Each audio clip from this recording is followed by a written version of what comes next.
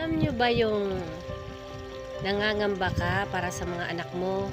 Baka dumating yung panahon, mawala ka na, tapos hindi mo man lang naituro sa mga anak mo yung katatagan ng loob. Huwag matakot sa anumang mga problema na darating sa kanila. Yun bang ayaw mo pa silang iwanan, pero mangyayari at mangyayari talaga yun. Kaya minabuti mong turuan sila, magpakatatag sila, at wag lang silang sumuko sa anumang mga problema. Dahil gusto mo silang maging matapang tulad mo. Ganun naman talaga tayong mga nanay. Masyado nating mahal ang ating mga anak.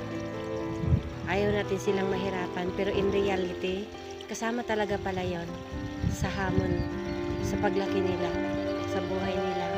Kaya hanggat maaga pa, kasama pa natin ang ating mga anak, ituro na natin sa kanila kung paano sila